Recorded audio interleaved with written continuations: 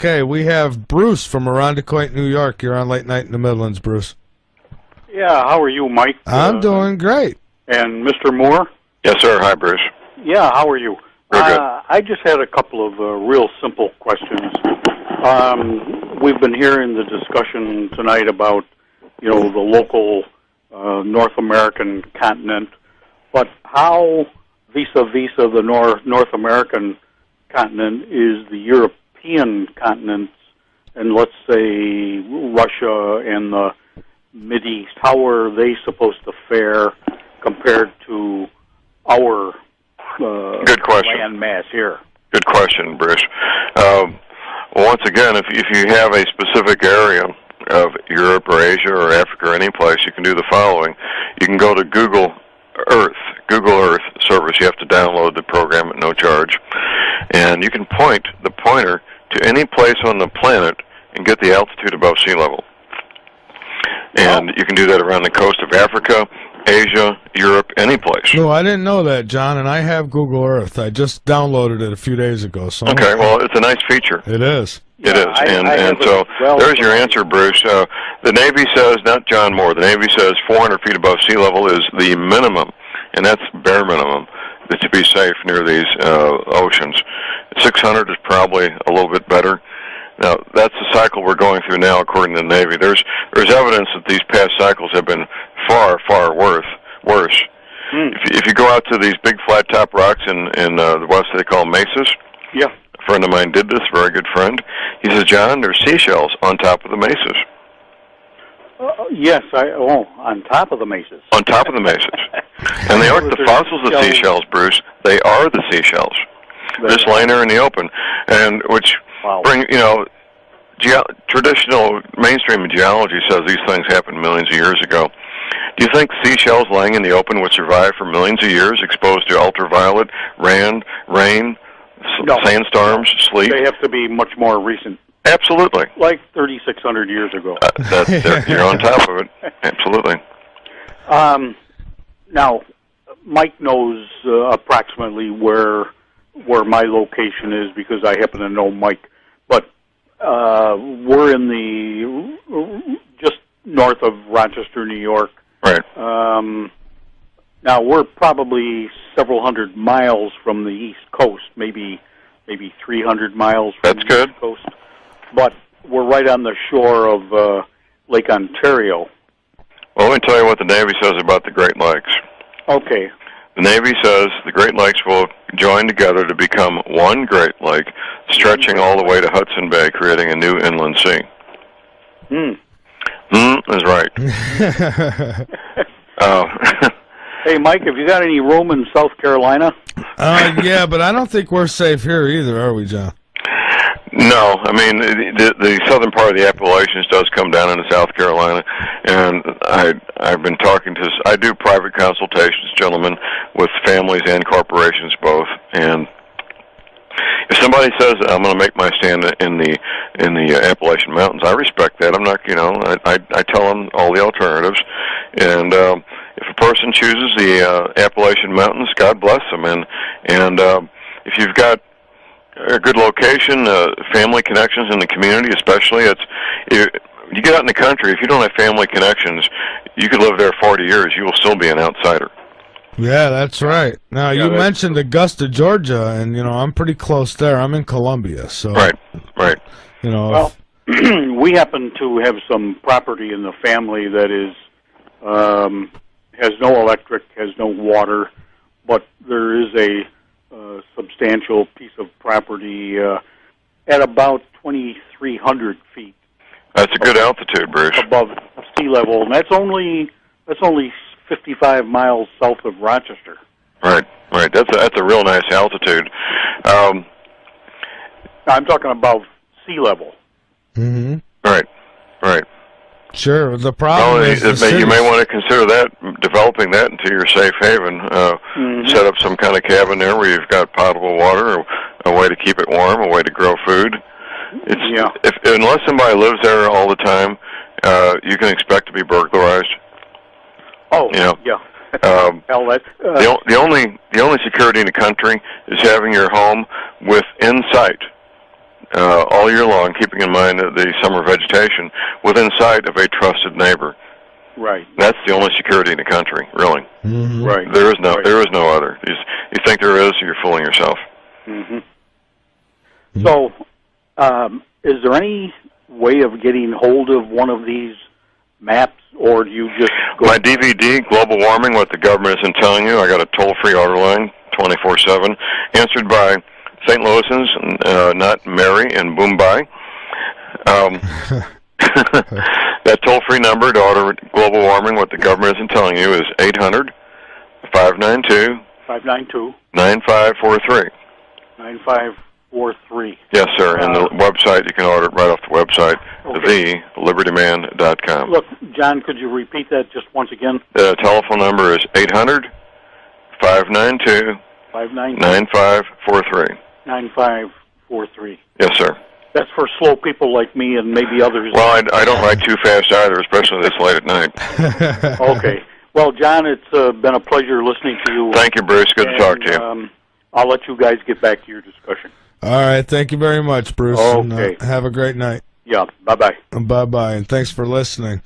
Yeah, so, like you said, John, a lot of people, are concerned about where they're living, and, you might be at a high spot above sea level, but at the same time, you got to, consider what's around you. And that's all it is a start.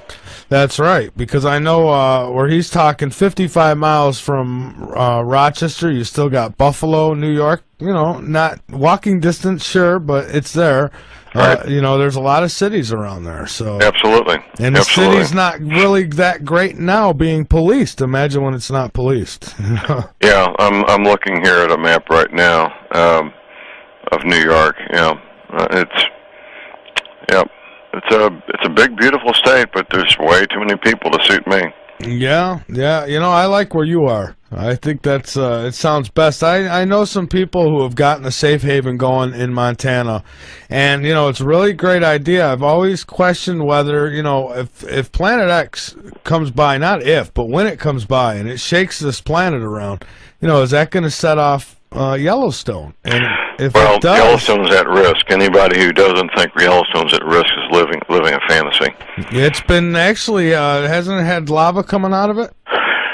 I'm not aware of lava coming up, but they called the summer of, let's see, this is summer of 2011. I think the summer of 2005 is when the United States Geological Survey set up 100 new seismic sensors all throughout Yellowstone. It's a supervolcano.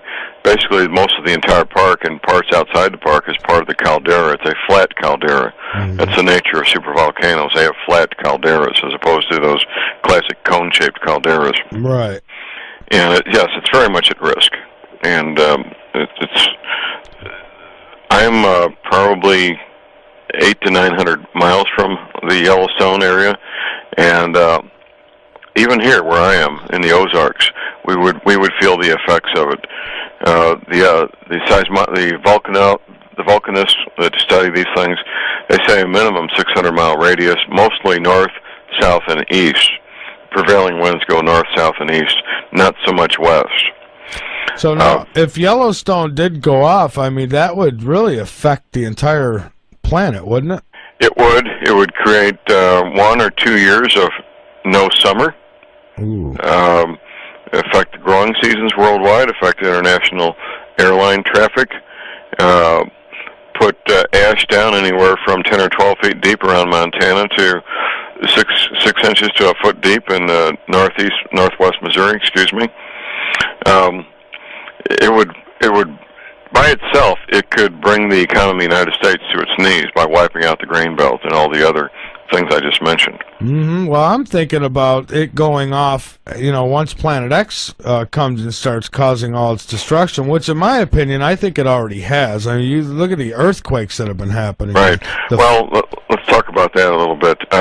Earthquakes. The Navy says that when the Mississippi is 100 feet deep, the weight of the water on top of the New Madrid seismic zone will trigger at least 3 9-point plus earthquakes. Earthquakes is something everybody has some knowledge of, but here's some things people may not know. The Richter scale was developed by Charles F. Richter. He died in 1984. Mm-hmm. Less than a year after his death, the Richter scale was reduced by one full number value. It's a logarithmic scale. When you go from 4.0 to a 4.1, that's a 100% increase in the magnitude of the strength of the earthquake. When you reduce it by one full number value, that's a 1,000% reduction in the force of each earthquake that's recorded, that people see. Yeah, I've heard about that, actually. I've actually reported on that, you know, when people hear about this earthquake, and they, oh, so just a 4-point this or that, how did it do all that damage? Like, well, you got to add more to it. Right. Well, just in the last 24 hours, we had a 4.7 on a New Madrid, which I'm fairly close to the New Madrid seismic zone, by the way. And they said it's the worst earthquake since 1967. Well, in 1967, they had the original Richter scale. You know? They knew, the powers that be, they knew 26 years ago, Michael, what would be happening 26 years in the future. A dramatic increase in the number and severity of earthquakes, dramatic increase in the number and severity of volcanoes, and dramatic increase in the number and severity of bizarre, violent, dangerous, weather-related events. And they have kept this secret for the most part. I mean, most people think that this is just some kind of conspiracy theory and, you know, everybody's trying to sell a book or this or that. And it really irritates me that so many people will not take this serious. You tell them about it and they wave their hand. Now, I got a lot of people who pay attention, but then there's that handful that don't. Well, the Nile is not a river in Egypt. No, it's certainly not. And something you need to learn early on, Michael, and I encourage you to do this, do not get an emotional attachment to the outcome of trying to explain this to people. Yeah. If you do, it'll just make it crazy. I mean, you can't.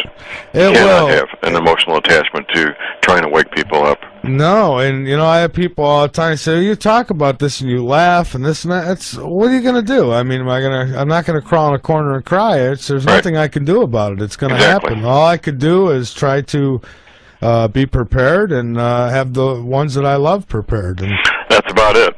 And for those who can't take care of themselves, you prepare a safe place for them. They're very young and they're very old. Now, I have a brother. I have a couple of brothers. One owns 2 companies. He has a nice home, goes on nice vacations, and a brother-in-law who has a nice home and goes on nice vacations, owns his own business. Mm-hmm. I informed them both in writing, gentlemen, I've got enough to take care of myself, my wife, my daughter, my grandchildren, and our mothers, my mother and my brother-in-law's mother.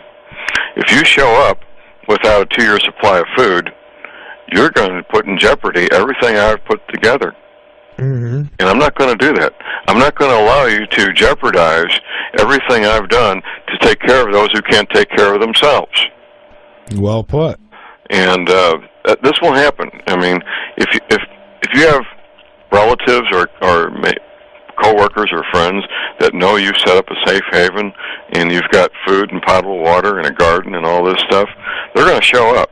Oh yeah, it's just like winning the lottery. Yeah, they're there. and people joke about that, but it's I'm not going to allow people who've been going on nice vacations to show up without 2-year supply of food. There's no excuse. So, do you think that then a 2-year supply of food? I mean, certainly that's playing it safe, but might that be enough? These are some of the things There's no way to know. We're going to be on our own growing food. Which isn't going to be an easy task. If you haven't done it, if you don't grow up gardening, if you don't grow up taking care of chickens and rabbits and ducks and goats and so forth, it's hard for a city person to acquire these skills. It's time consuming and it's difficult. The first garden you grow will almost without a doubt be unsuccessful. I can almost guarantee it. Well, I'm pretty good with the gardening. It's the animals part of it that I Well, you can't learn out of a book, Michael. No. I mean, it's not going to happen. You can't learn this stuff out of a book.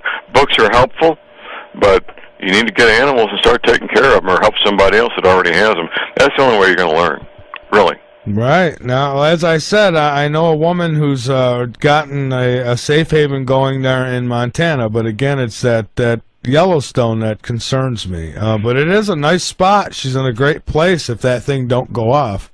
Well, everybody should have a plan B. Yeah. There's no place that's absolutely safe. That place doesn't exist. That's right. So, John, we got to take another break, and let's go back to our phone line and get back talking with John. All right, John, we are back, and so we want to talk about this seed bank a little bit, but I guess first, let's take another call if you're up to it. Sure, let's do that. All right, great. So we have Doxy from Montana. You're on Late Night in the Midlands. Hey. Hey, how you doing? I heard you talking about me, so I figured I'd better call in. Yeah, absolutely. I was bringing it up tonight because, that's always been my concern is the Yellowstone. And, that was always only been my only stump in the road there. But, I guess it's 50-50 either way you go, right, John? Well, I always suggest no matter what you're doing, what your plans are, always have a plan B. Which then it might be too late. I don't know. What do you think, John? We got a pretty big fault that goes through here. Well, these seismologists continue to find faults and branches of faults. The New Madrid's that way, and the Wabash. It's happening all over. It's finding new branches of these fault lines. Right. Yeah, and I know I've seen pictures of Africa. I guess I don't know if it's one of the deserts there is just cracking right in half. Have you seen that? Oh yeah, on the Horn of Africa. Yep, absolutely. It's very scary stuff, to say the least. There's so many people who still won't believe that Planet X is even real, and I'm like, wake up. I'm telling you, I've been for 3 years now. I've been preaching the preach, and telling everybody about it, and I've gotten some who listen and others who listen because I think it's just a great story. Mm-hmm. Yep. Yeah, entertainment. Yeah, exactly. That's right. I know. Just wait. When I wait till their worst nightmares start happening, and it'll be too late. And no matter what you said, it's not going to matter anymore. Well, we're at a point where we're not at the point yet. Although it's let me back up here. Around the corner. At some point, it won't matter how much money you've got. There won't be time to build a serious steel-reinforced concrete shelter. These things just don't pop up out of the ground. To have a commercial contractor come in and build a shelter of steel-reinforced concrete takes time. And at some point, how many digits you have in your checkbook or checking account will not matter anymore. That's right. And I think we're getting close to that point now, John. I really do. All the signs are around us. We have 28-inch thick concrete. Well, good for you. Well, I hope it works. Well, you certainly have done everything that a normal human being can do, and then some. Yeah. Another thing that really worries me is that all these people out there storing food, they're not getting their bodies accustomed to eating beans on a regular basis or rice or. That came up today at lunch. One of my friends who knows about what we're talking about said, "I really don't want to eat that many beans." Well, there's people who, they're storing lots and lots of wheat, but they don't even have a wheat grinder. Oh yeah. What good will it do them? I know.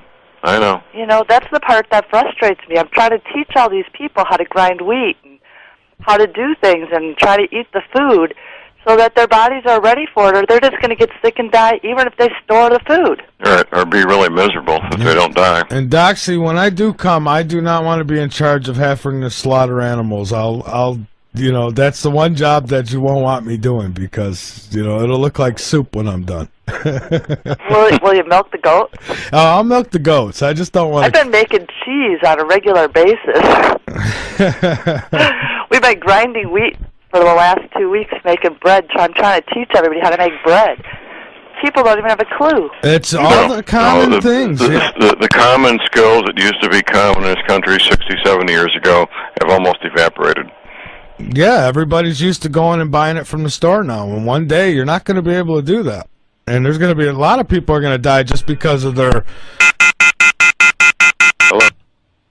Okay, we lost Doxy. Okay. But anyways, a lot of people are going to die just because it's not even about how prepared they are. They're just not prepared for what they're being prepared for. You know what I mean? They're getting, like she said, they got the wheat, but they don't have the wheat grinder. just, their diets are going to be seriously lacking, and they're going to die from that. Here's a quote from one of the government insiders who has been aware of this for probably 20-plus years. He says, quote unquote, "John, I'm too old to learn how to live all over again." Yeah, I was just telling Nova, my assistant here, she asked, "What about your father?" Because my dad lives in Rochester. And he's 80 years old, and I brought this up to him, and, he was very interested. And, one of his things he said before we hung up is, "Oh, I better get flood insurance done, huh?" And I'm like, well, people try to incorporate into their belief system, their paradigm, these new things, and that's what your dad was trying to do. Exactly. And I said, "Dad, I don't know who you're going to put the claim in with." Right, exactly. So, it's amazing. And, you can't save everybody. All you could do is get the information out there. Now, I understand what you, John, didn't you at one time didn't you just do a political program and then you turned it around when you found out what you found out? Is that how that went? I told my audience, this will be, I guess, 5 years ago this coming summer, that I was going to back off from all the geopolitical matters and focus primarily on preparedness.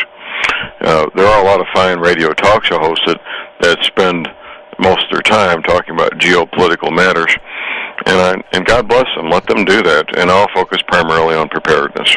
Yeah, absolutely, because, when it's all said and done, a lot of the stuff that they're talking about right now isn't really going to matter, is it? Yes, I did a presentation last Thursday to my local ham radio club, and we had a couple of women there who are very active in the Tea Party, and one of them made a comment to me after the fact, after my presentation. She says, "John, this really doesn't matter, does it, the political activity?" I said, "Well, no, it doesn't." It really doesn't. Now, okay, let's before we have a break coming up in about 10 minutes, but in the meantime, let's talk a little bit about that seed bank. Now, I understand that there is a huge seed bank, and there's got to be a reason behind it. Well, these seed banks exist all over the world. The one that we're talking about, of course, was built on an island. It's part of the country of Norway, but it's not part of the mainland of Europe. It's built on an island at the edge of the Arctic Circle. Now, Michael, if you were going to put in a house there in South Carolina, in Columbus, South Carolina, you would call in a contractor, and at some point they would bring in the backhoes and call the ready-mix plant and have concrete delivered, right? Right. Mm-hmm. Okay. Workmen go home every night and get a good meal and take a hot shower. You know what? On that island, there's no ready-mix plant.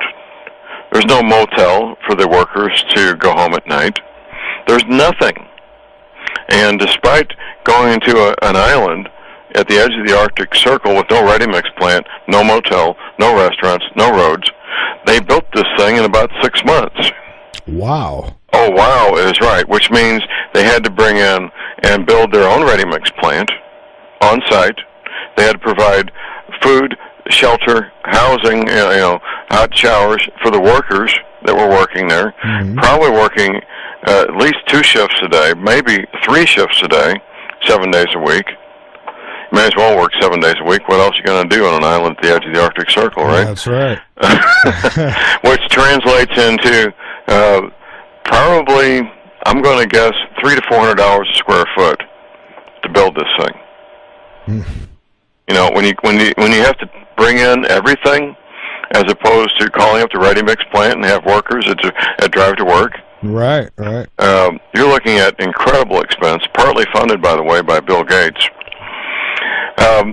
Why would they do it in such a hurry? Well, the reason is they have no choice.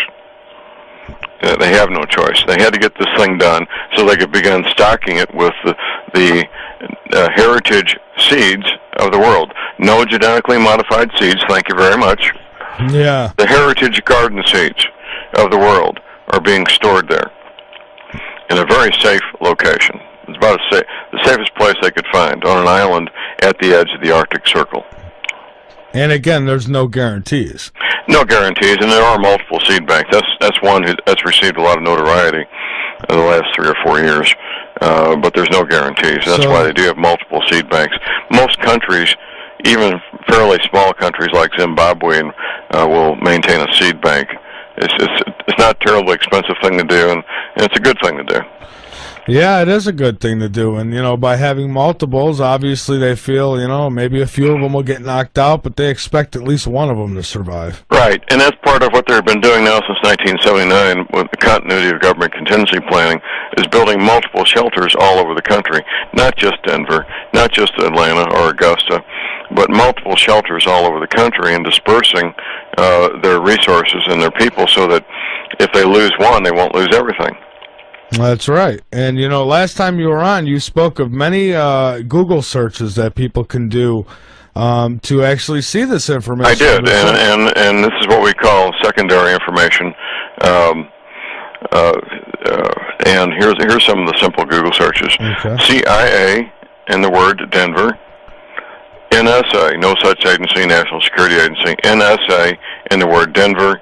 NSA and the word Utah. NSA and Augusta. They're busy guys.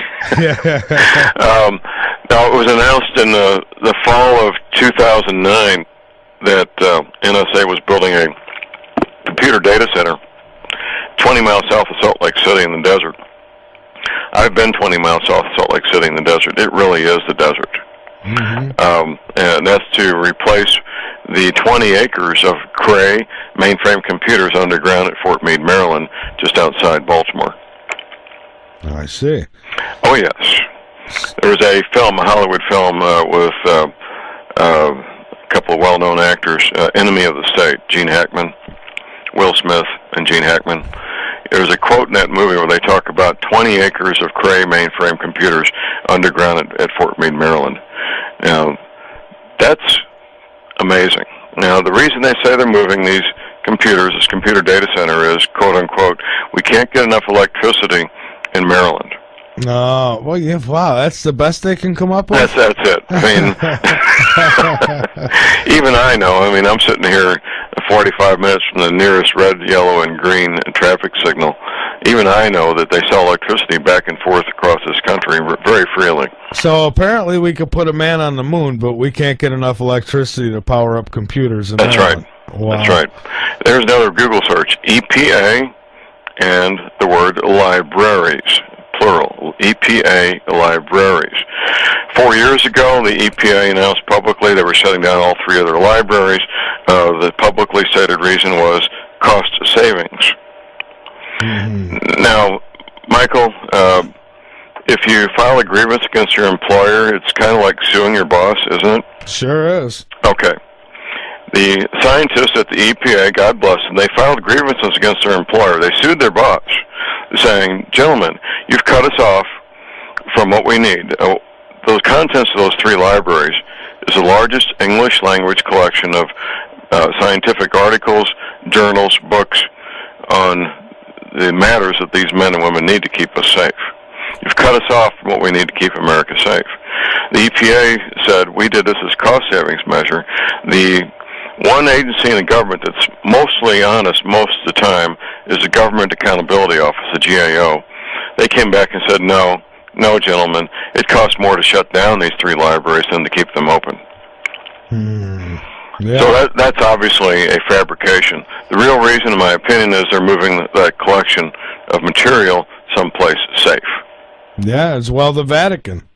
And the Vatican did the same thing, but here's the deal with the Vatican. They were shut down for the Vatican Library 4 years ago, the same summer. They announced the Vatican Library was closing, and it had been open since the Middle Ages, by the way. Sure. Every working day since the Middle Ages, about 600 years. Mm-hmm. They said that they had a structural defect in one of the buildings, and they had to close it for remodeling purposes. Well, the Vatican Library did reopen this past year, 2010.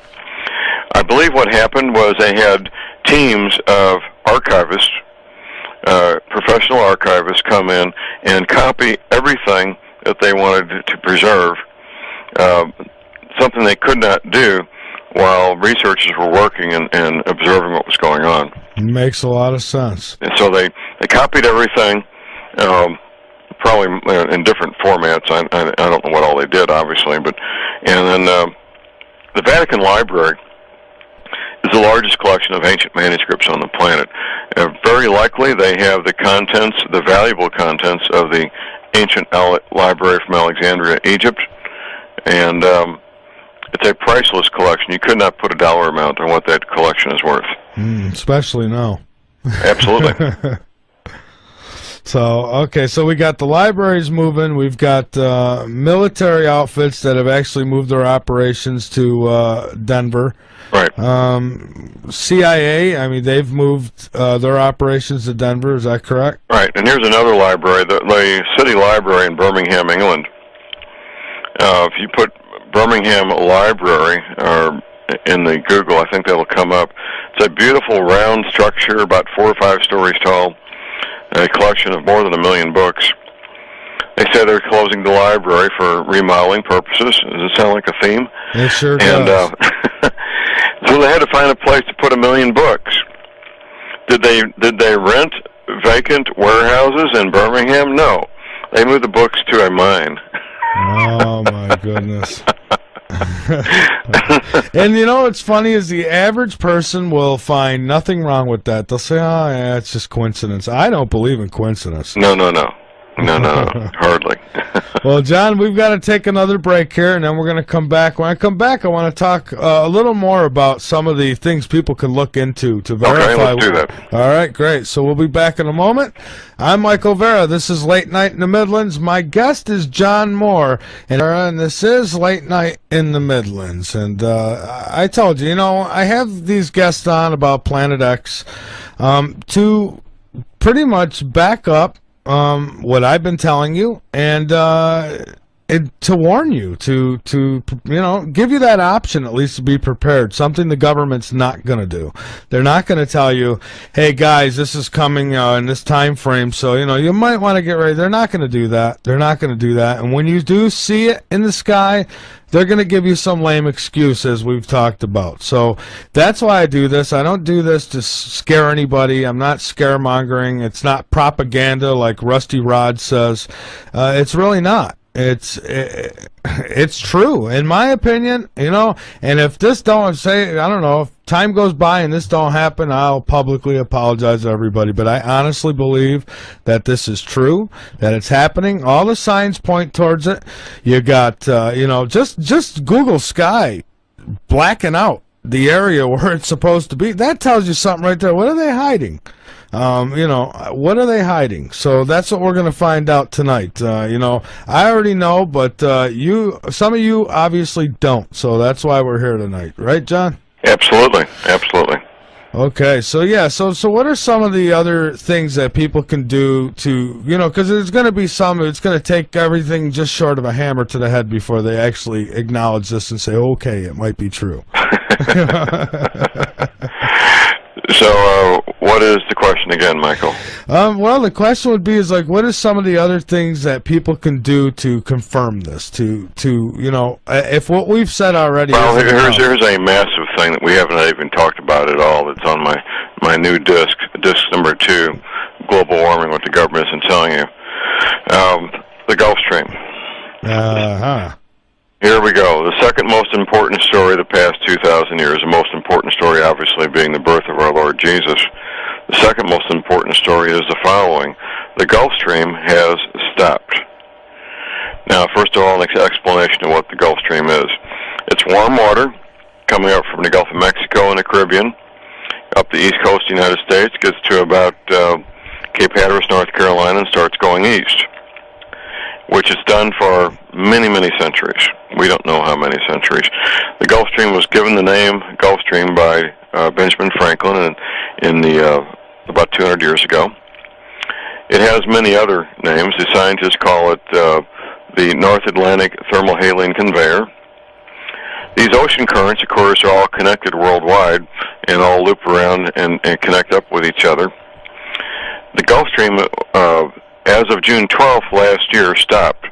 Now, my paper, No Need for Panic, written in the fall of 2005, published January 2006, I gave a warning there that the Gulf Stream was losing mass and velocity, and the scientists were saying then, 6 years ago, that anywhere from 5 to 20 years in the future, it would stop. Now, John, let me ask you something really quick. Now, here's might be another cover-up for them anyways, but I've heard from some that they try to reason that, the Gulf Stream is stalled or what have you, and it's because of the oil. Now, is it possible that this oil spill was maybe, I don't know, maybe they set something up so they have an excuse later? Well, there's lots of speculation, and as a homicide detective, I live in the world of evidence. Oh, yeah. Sometimes I'll be on the witness stand. I'll have an attorney wanting me to speculate, and we're in front of a jury, and somebody's life's on trial here. I'll say, "Counselor, do you want my sworn speculation?" I can speculate with the best of them.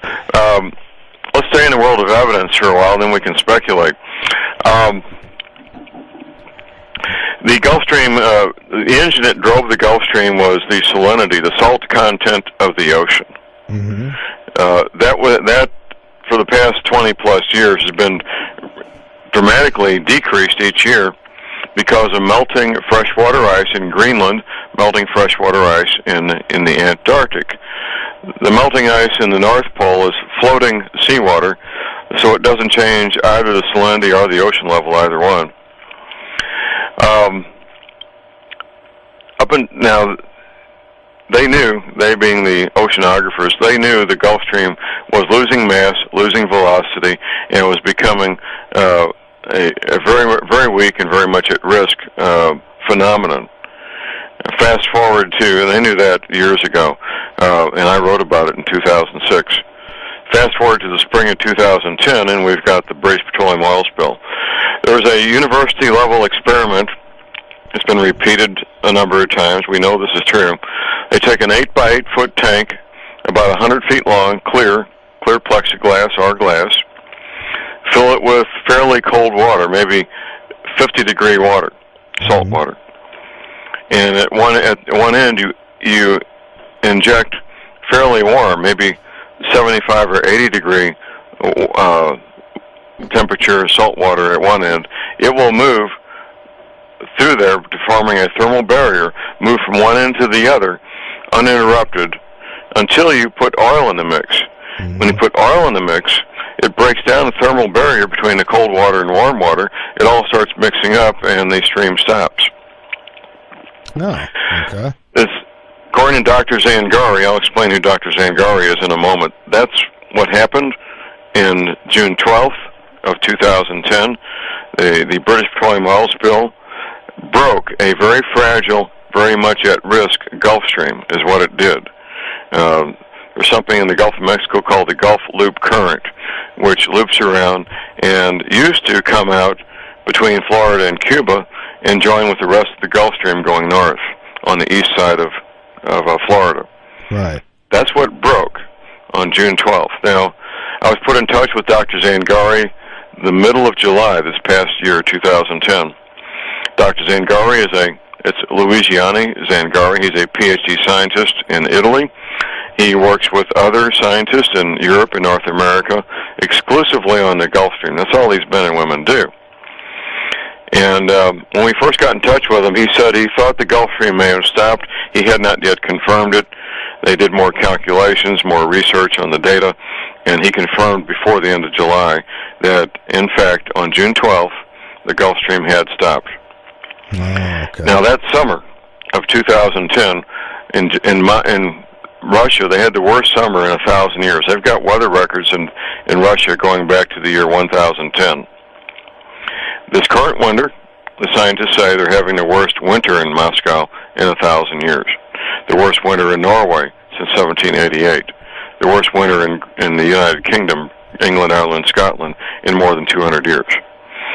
In fact, the Charles de Gaulle Airport in France in December was partly closed. They thought the roof might collapse because of a snow load. Yes, I remember hearing about that. Yeah. You know, Michael, if you're going to build one of the biggest airports on the planet, you're going to hire a very good commercial architectural firm with the best engineers. And if you ever thought there was even a smallest possibility of having to calculate for a snow load at one of the biggest, 5 or 6 biggest airports on the planet, do you think they would put that calculation in there when they were building this building? Of course they would. You would certainly think so. Of course they would. You know, these are very smart men and women. But they didn't, it would be like calculating a snow load for Key West. Why would you do such a thing? You know? That's right. And, the weather patterns have been going crazy everywhere. I mean, just the flooding alone. Well, they are, and this is what we haven't talked about, and we need to talk about. The Gulf Stream provided a regulating factor for the jet stream. The jet stream is a 200-mile-an-hour wind, 5 miles up. That's always up there. That 200-mile-an-hour wind is there 24 hours a day, 7 days a week. The jet stream plays a very great role in weather worldwide. In fact, here's a direct quote from Dr. Zangari. The Gulf Stream is the pacemaker of the climate of the planet. Now, that's very strong words. It is. On one hand. On the other, oh my goodness, look at the weather. This past fall, Russia announced that they were not going to honor futures contracts already signed to deliver grains to other countries. Ukraine did the same thing. Now, Michael, that's not an act of war on one hand. On the other hand, it's about an inch away from being an act of war. That's how serious not honoring futures contracts is. Yeah. But they did the right thing. They're keeping the grain for their own people. That is the right thing to do. That's the responsible thing to do, isn't it? It certainly seems like it is. Yes, it is. Of course it is. Mm-hmm. All grain-growing areas are at risk for the following reasons worldwide. Both hemispheres, northern hemisphere and southern hemisphere. Now we're talking grains: corn, wheat, rice, soybeans, barley, oats, spelt. All these grains can tolerate a certain high level of precipitation, a certain low level of precipitation, a certain high level of temperature, and a certain low level of temperature. Within those parameters, you're going to get a harvest of corn, wheat, soybeans. Mm-hmm.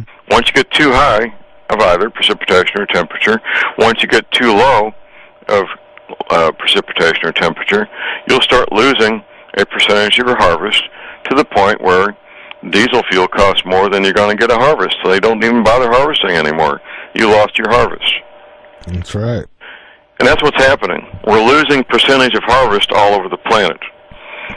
We're at the lowest inventories right now in the United States in decades of grains. And grains are what feed the world. Grains are what feeds the people and the animals of this planet. And obviously, fruits and vegetables play a very large role. But when it comes to pure numbers and percentage of what gets the job done, it's grains. It's been said that the food inflation is going to skyrocket. It is. It's going to be a double whammy because of the reduced harvest and the increased price of petroleum products. Petroleum products are used at every step in modern agriculture. Fertilizers are made from petroleum products. The tractors run on diesel fuel. The insecticides are made from petroleum products. At every step of the way, you've got petroleum products in the mix. So that plus the reduced harvest is going to be a dramatic increase in all foods. Well, we're in for a rough ride, John. Absolutely, we are. We definitely are, and I've seen even the changes here. I mean, I'm not originally from Carolina, but being in Columbia, I've been here for a few years now, and this past winter, I mean, we've seen snow a few times, which is a little unusual from what I understand. It is. I've seen photographs of homes in Ireland, where the pipe comes out of the ground, the freshwater pipe under 40 pounds pressure, goes into the side of the house about 3 feet high, frozen and burst. They don't even bother to bury the pipes. Yeah, and there's different frost lines in different parts of the world. Well, that's true, and these are engineering parameters, and depending where you are, in the area I am, 18 inches is plenty deep. Sometimes they bury 24 inches to be safe. Our friend Bruce, calling from Rochester, they probably bury the pipes up there 3 to 4 feet deep. In Moscow, they bury the pipes 6 to 8 feet deep. Mm-hmm. Now, you look at a map, and this is on my DVD, Global Warming, What the Government Isn't Telling You. Look at a map of the world, and you look at England, Ireland, and Scotland, look at London. You go due east, and what do you run into? Moscow. Now, obviously, London, before this current winter, never had very bad winters like Moscow, but that's where they're headed.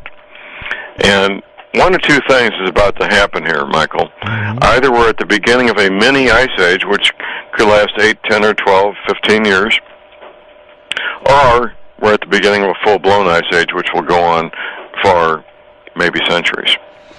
something that I don't know if I want to survive. Because well, people make that statement, but when it comes down to it, you'll do whatever you have to survive. it's human nature, right? It is. It is. It certainly is. People make flippant statements like that, but that's all they are, is flippant statements. And the reason they make these flippant statements is to bring the conversation to a conclusion. Right. Yeah. Well, that's something I'm definitely not trying to do right now. Is bring this to conclusion. Well, we can't do that. It's talk radio, Michael. That's right. And I'm far from done with questions and theories about what's going to happen. One of the other things that I've been I have a buddy, a colleague, if you will, who really gets out there after the New World Order. And one thing that I think I've been kind of shifting a little, thinking, this New World Order, somebody had pointed it out to me and it really made sense. New World Order. It's for the new world. Right.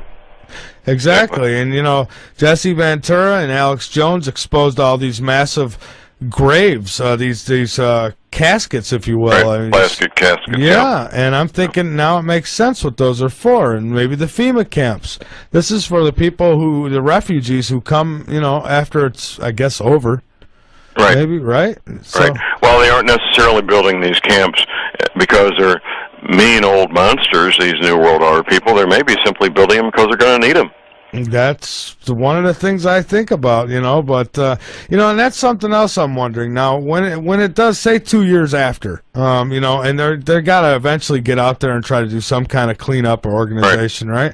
What happens when these militaries find people who survived, such as yourself, maybe in the mountains? Are they going to say, come with us, or are they going to leave you alone? That's a good question. I do not have an answer for that. I know what the goal is. The goal is to have a shiny new world order where there's about, if you ever talk about the Georgia Guidestones, you know what I'm talking about, 500 million people alive on the planet, as opposed to 6.5 billion people. Right.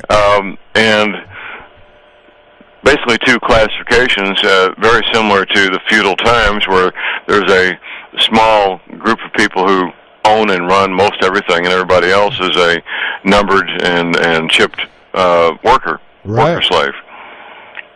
Now, I wonder also about the different countries. Are the big countries in on this? Do they are they saying, hey, we're going to team up? The big countries, Russia, China, United States, to a lesser extent, France and Canada and England. Of course, they're in on it, and they know about it, and they're doing what they can do.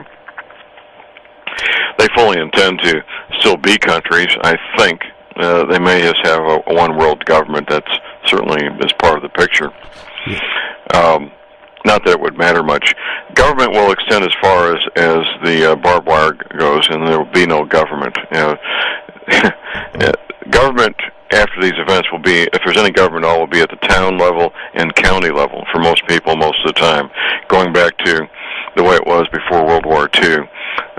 Before the Great Depression and Roosevelt, the most government most people saw most of the time was the county government, and we'll be going back to that. Once everything goes to hell in a handbasket, we also got to worry about these nuclear facilities. What's going to happen with those? Well, I believe the engineers that work there will do the right thing, and that they will, if they have to shut them down, they will shut them down in a manner that's relatively safe. And if they don't, just pray that you're not downwind from them. It'd be an awful lot of praying. Absolutely. Absolutely. So now, in this next segment, this last hour coming up, I want to talk about survival. What people can do to survive. All right, we'll do that. We can take up an hour doing that real easy. Absolutely, and that's something I think that's probably the most important thing. But we have a few minutes before we go to our next break, and I had a question come in, I guess from Nova? Is this from you or from the chat? This is, how close is it going to get to us, Planet X? Well, Professor McCanney talks about action at a distance. We see this every day with the moon. Mm-hmm. The moon is a relatively small object in space. It's about 250,000 miles away. And every 12 hours it moves all the oceans on the planet, high tide, and 12 hours later, low tide. So that's action at a distance that anybody and everybody is certainly aware of. The 10th planet is 3 to 5 times larger than the planet Earth with a far larger iron-nickel core. If it comes within 1 million miles of Earth, it will cause great damage for the reasons I just stated. So how close it comes doesn't matter. It's already interacting with us. It's already causing problems, and these problems will continue to grow worse as over and over again. And off that last commercial there, if you are a radio station and you're looking to pick up the feed of Late Night in the Midlands, I'll take my payment in gold. So, yeah, and do it soon before the oceans rise, will you please? You know, little success before I have to fly away. But I am Michael Vera. This is Late Night in the Midlands. And again, the website, latenightinthemidlands.com. The email address, latenightinthemidlands@yahoo.com. And Glenn Kennedy's website is projectinsearch.com. So, yeah, Eve of Destruction, very fitting for tonight. We won't be pressing any buttons, especially after Planet X comes around, that's for sure. So, okay, John, we're going to talk a little bit about survival now. All right, let's do that. Even. Well, the first and most important thing anybody can do is get their spiritual house in order. I cannot emphasize how important that is above and beyond anything and everything else. I use the example of American POWs in World War II, Korea, and Vietnam. Men and women in a prisoner situation, eating the same food, wearing the same clothes, doing the same work, having the same housing and medical attention. Those who went into that experience with a strong spiritual belief system were far more likely to survive it than those that did not. Mm-hmm. It's not even debatable. Once you get involved in your spiritual preparedness and your spiritual belief system, it will be something you'll do the rest of your life if you're not already doing it. In addition, you need skills. Now, the skills are commonly found on farms and ranches all over this country. Dozens and dozens of skills that we've been talking about off and on during this show. The two skills, however, that are very important and found in the least amount would be the skills of a ham radio operator and the skills of emergency medical treatment. Those are the two skills most needed and in least amount of supply, no matter what the community, big cities, little cities, farms, ranches. I encourage people to acquire those skills. Most communities are going to have a ham radio club. You can find out who the ham radio people are in your area. Two methods. One, you can go to your local Radio Shack store, talk to the manager. Almost without a doubt, the manager of your local Radio Shack store will know about the local ham radio men and women. The other way is to go to the Federal Communications Commission website, the FCC website, go to the amateur radio section, and you can find all the licensed ham people in any zip code in the United States are kept by zip code. I've known these men and women and worked with them now for better part of 20 years. I'm a licensed ham operator myself, and most of the time, ham radio men and women like to share their knowledge, help people gain this information. The FCC set up the ham radio section specifically to help out in times of emergency. That's why it was set up initially. That's why it exists. Emergency medical treatment. Your local fire chief may be putting on CERT training, CERT, that's Community Emergency Response Team training, which does include some first aid training, or perhaps a first responder course where I'm working with my local fire chief and paramedics to do that here in my community. Your local Red Cross may put on first aid training, possibly the local hospital, maybe the local junior college. All are places that you may find emergency medical treatment training. So I encourage people to get the training and get the equipment and supplies to go along with it. If you have emergency medical treatment equipment that you're not qualified to use, you could hurt or kill somebody. So don't get equipment you're not qualified to use, or if you do, be sure to exercise the discipline not to use it until you've got the training. Ham radio equipment does take some knowledge before you can use it successfully. When I'm in front of an audience, Michael, I'll ask the audience, who here has a two-way radio with them this morning? Nobody raises their hands. And I take up my cell phone and I say, guess what? This is a two-way radio. Cell phones are incredibly simple to use. Most 7- and 8-year-olds can use them quite well.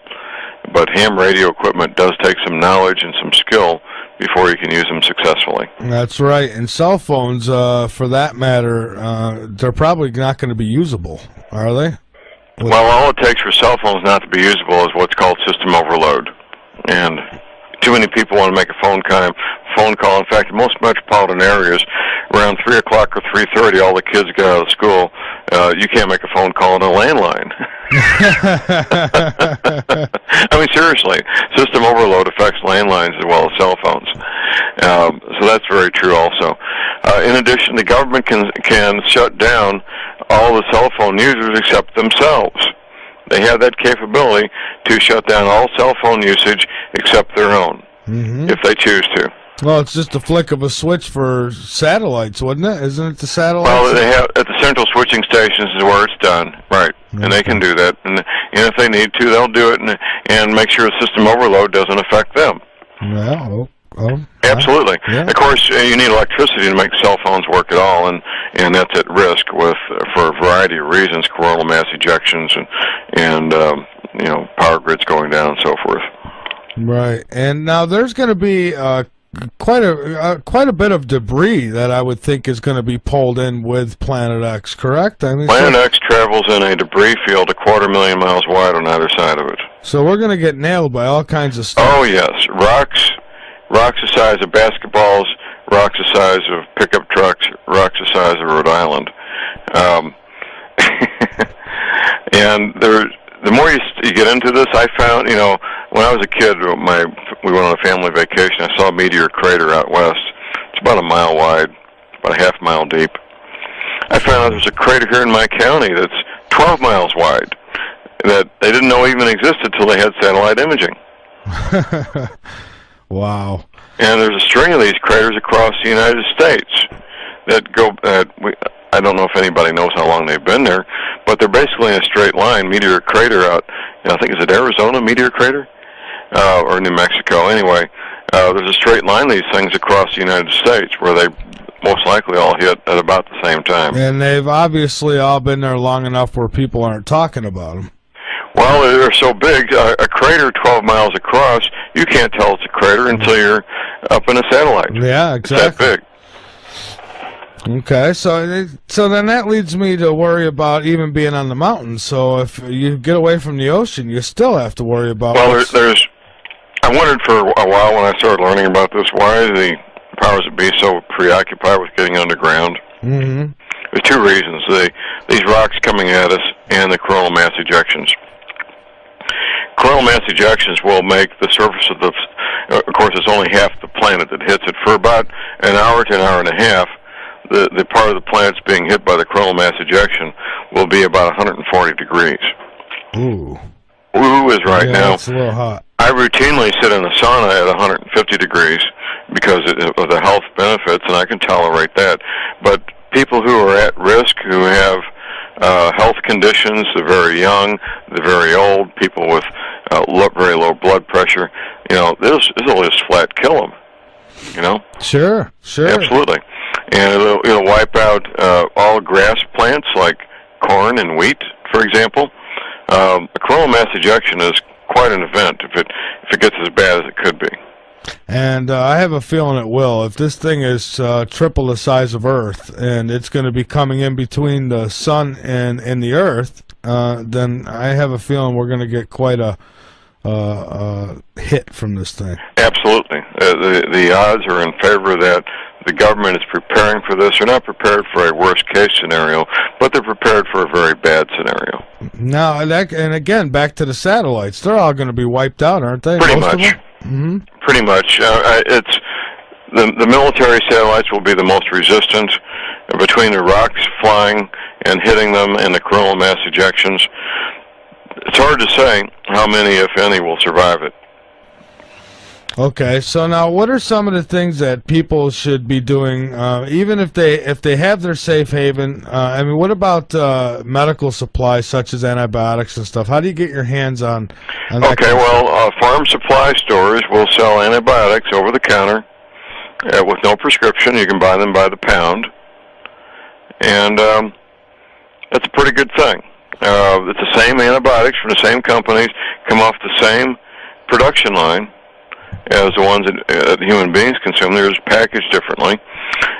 You would need to get some gel caps of the right size and package it, because it comes. I buy this stuff every few years because they eventually expire. Get gel caps and fill up the gel caps with the antibiotics, and then it's ready for human consumption. Now, you say at farm, you can get these at farm markets? I have somebody asking me.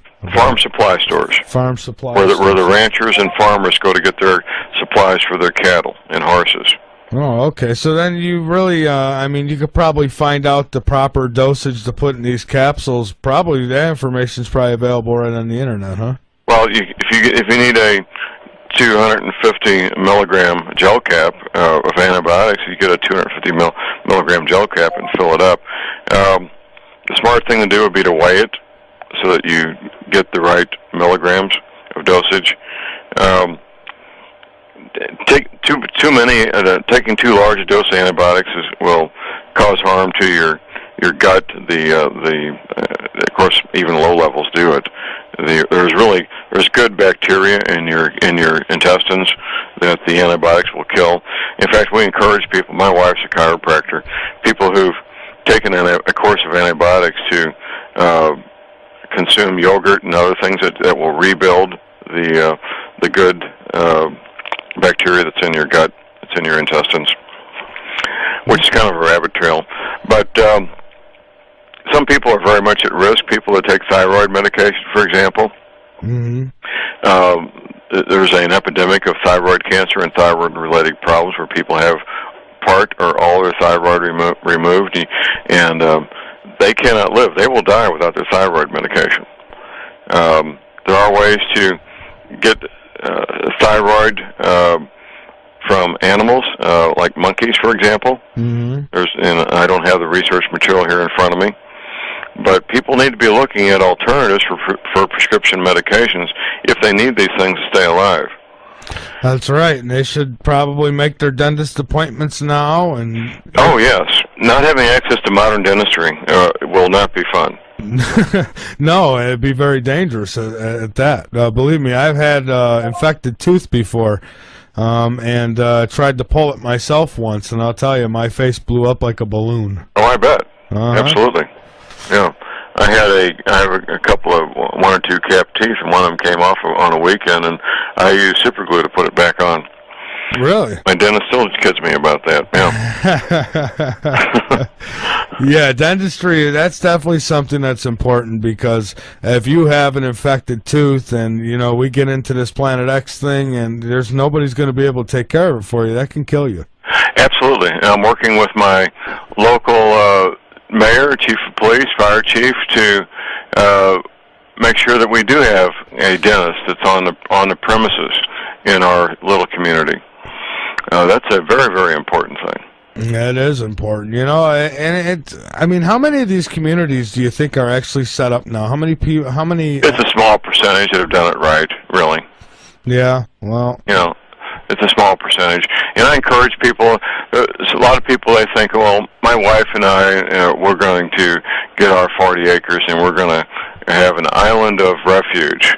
That's a prescription for disaster. You need to ingratiate yourself and be part of your local community. You really do. Yeah. This island concept, me and my honey against the world, that's just a prescription for disaster, is all that is. Absolutely a prescription for disaster. You need to become part of the community, join the local church, get active in local civic organizations, especially if you're not related by blood or marriage to people in the area. And I am related to people in my area. I found out after moving here. My mother's side of the family is from this part of the world, and it's been very good, and it helps me be accepted. But if you don't have people you're related to by blood and marriage, you better get to know people, and they need to get to know you, because in a time of crisis, you don't want to be looked at as somebody who's unknown quantity.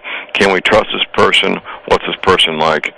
These little communities, Michael, they will survive as communities, or they will go down as communities. That's what will happen. Yeah. Now, what about water? Well, you need access to potable water that you own and you control. You do not want to be dependent on any kind of municipal or county water supply. You really don't. You're making yourself very vulnerable when you do that.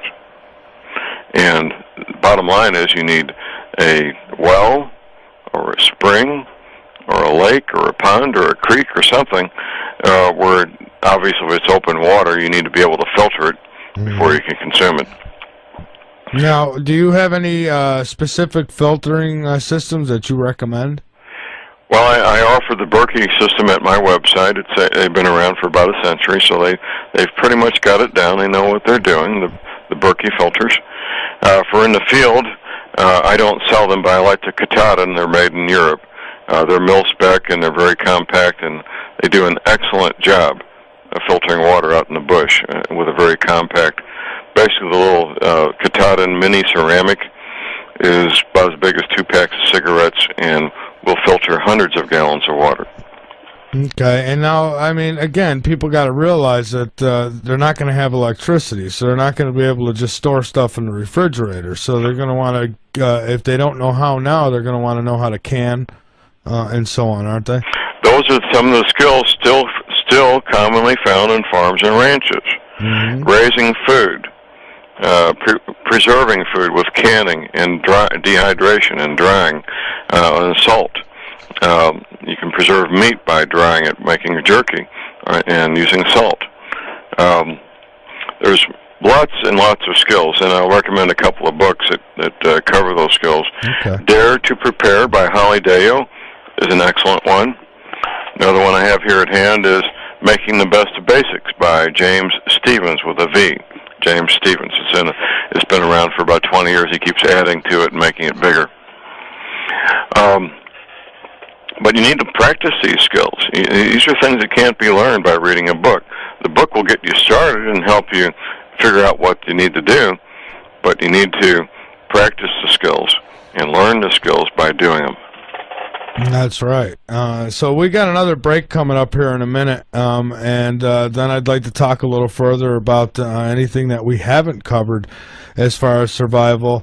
And one thing I'm curious now you were in the military, and I know that on your last CD, your latest CD, that you had another Navy personnel who came out. That's right. We'll talk about Tim Spencer when we come back from the break. This is very important stuff. It's critical, actually, to everything we're doing. All right, great. Well, let's do that then when we come back.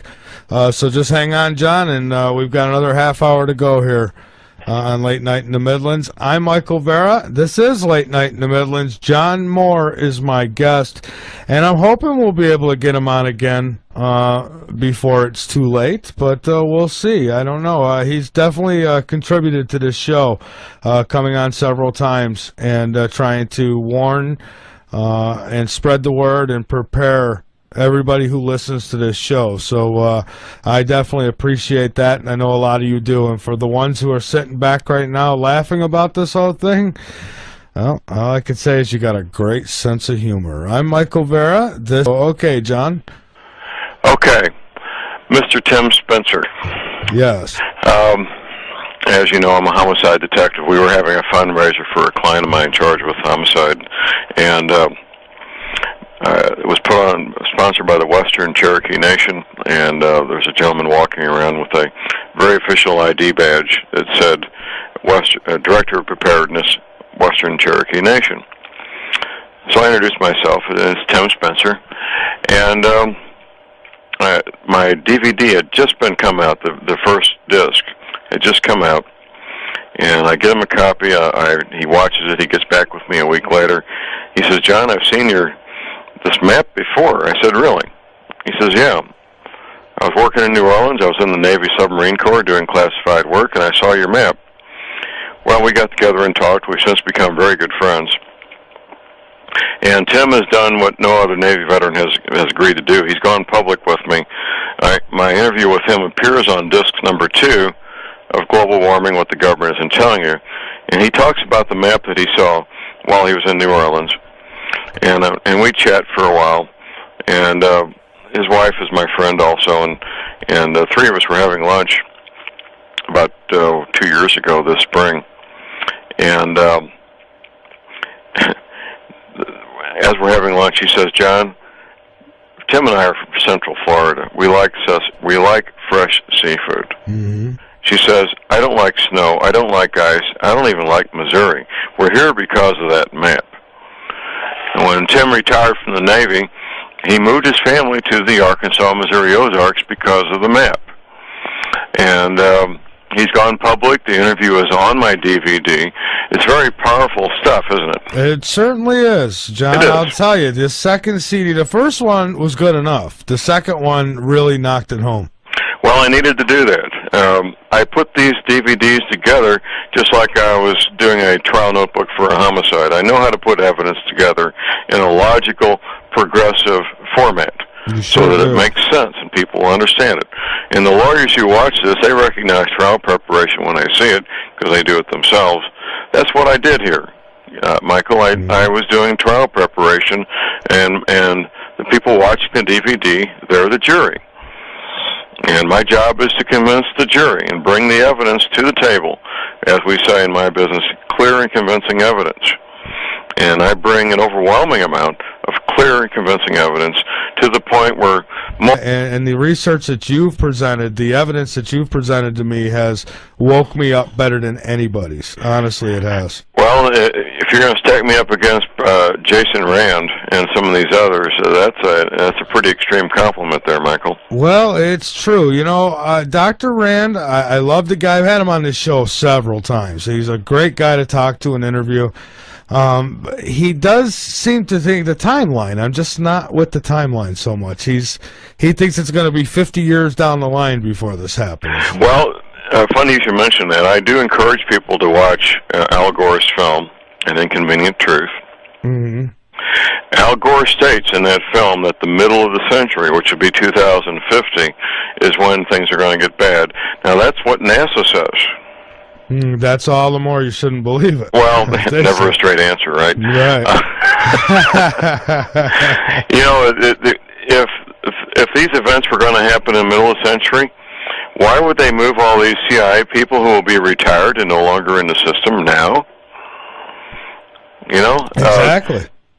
Why would they be in such a hurry to build a seed vault in 6 months now when they could take a more leisurely pace and save a tremendous amount of money? These things are being done now because they have no choice. The CIA and NSA, EPA library are all being moved now because they have no choice. If these people are all going to be retired, why would they bother moving them now? Yeah, I had somebody actually gave me the idiotic answer about Plum Island. So, they're moving that because too many people know about it now. I was like, are you kidding me? Really, are you really kidding me? It's like, you know what, I'm going to get you for your birthday some floaties, and I hope that you do well. Well, it is funny. It's serious stuff, but some of the things people come up with are absolutely funny. And some are just plain in denial. Others, they know it's true, but they just will not accept it. And you know, no, they won't. And that's going to be, that reality is not going to change, Michael. You know, my DVD is making a big difference on one hand. On the other, if we reach 1.5% of the people in this country, I would be surprised. Well, you know, there's people like yourself who they're out there spreading the word, and you know, a lot of people know about this. It's just not enough people take it serious. Absolutely. They just can't imagine it happening to them. And if it's never happened before, it'll never happen in the future. Right. And well, the thing is, it has happened before. It just hasn't happened to them. Exactly. You know, the evidence is out there. I've interviewed Michael Cremo, and he's believed this has happened 6 times before. At least, Michael Cremo is one of my heroes. I love that guy. The cutting edge archaeology work he's done. Him and Jonathan Gray are contemporaries. there's multiple evidence. We talked about this earlier in the show of high technology having existed on this planet in the distant past, and Michael Grimo is one of the best people on the planet to document this.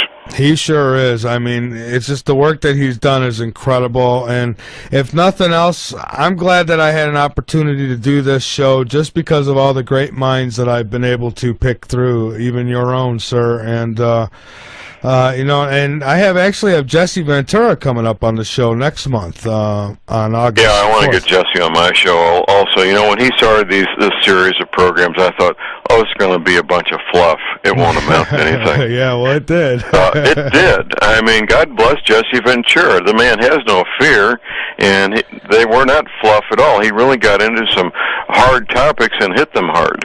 Yeah, you know, there's a couple I would really like to see him tackle. One is the chemtrail, and the other is Planet X. I'd really like to see him go after that. Well, is he going to have more shows? Do you know? I'm not sure. I thought that he was. Okay. As far as I know, I think that he's doing. I know that they've been putting some heat on the station there about not playing certain shows. Well, that I confirmed this in my weekend presentation. There was this service called TiVo, where you can record television shows and watch them later. Are you familiar with that? Yes, I am. Okay. Well, apparently, TiVo went in to people's machines, or TiVo machines in their homes. They can do this by remote control, of course, and erased some of the Ventura shows. Yes, they did, and you know what? I'm happy to say that Glenn Kennedy and myself, I've got the full-length shows on my website. I had them wiped off my website not too long ago, too, John, but I got them back up there. Oh, my goodness. Yeah. Now, as Bo Greit says, you know you're over the target when you're taking flack. Yeah. This is amazing. This is just absolutely amazing what they're doing, and these countermeasures is what I call them, countermeasures. They'll tolerate people being woke up to a point. Jesse Ventura, you talk about coming after me. Jesse Ventura has nationwide recognition because of the things he's done, the movies and being governor, and a lot of exposure. These TV shows, we can see where the edge is, where they won't tolerate anymore. And Ventura shows that were erased off TiVo. That's the edge. They won't tolerate that. Yeah, absolutely. And you know, it's amazing to me the lengths that they go. And and then there's going to be people who had it erased off their TiVo, so it was just an error. You know, they don't want to look into what it really is. And I just can't stress enough to everybody listening that this is real. And, you know, I love on your CD how you ask, you said, let me just ask you all one question. Would your government lie to you? And I thought that was a great way to get things rolling. It is. And it's the most important question you can ask. It certainly is. And, you know, I remember you asked me the first time you came on my show, and I kind of laughed at it and said, oh, yeah, they would lie. And that's the response most mature audiences will give. They start laughing, and it's kind of a spontaneous, hysterical type laughter, but it's there for a reason, because most mature adults agree that the federal government of the United States would lie to us. Oh, absolutely, and they are lying to us. They're absolutely lying to us. And, you know, some will argue that they should tell us about Planet X, and others will say, well, they couldn't. I don't know what to think about that. I think that in small ways the information has been getting out to us. I don't know as though and I don't want to defend the government by no means, right. but I don't think they could come right out and broadcast it on TV. Everything would go to hell, wouldn't it? Well, if it was given the kind of credibility that the evening news would give it, or a major political figure like the Secretary of State or somebody, it would be a mess. Yeah. It would be an absolute mess real quick. Absolutely. So, and that's a reason why I think, you know, I know they found those coffins, I'll bring it up again, in Georgia, you know, mass for lots of bodies in one, you know, and I think that's what it's for. I think they're ready for cleanup before it even happens. Well, that's the nature of government, is to get ready for things like that, isn't it? It sure is. So hopefully that'll be the nature of your listeners and mine, and they'll get ready for it too. Well, that's all we can do. We're the watchmen on the wall, Michael. You, myself, and some of the others who are trying to expose us. We're the watchmen on the wall, and all we can do is put out the warning, and it's everybody else's responsibility to pay heed and then act on it. That's right, John. Well, we're getting right about to the end here, so if you would, anything you want to get out there, you've got a couple minutes to go ahead and do that. My DVD is now a 2-DVD set. It's titled Global Warming, What the Government Isn't Telling You. And my website where you can order it is thelibertyman.com. My radio shows are listed at my website, too.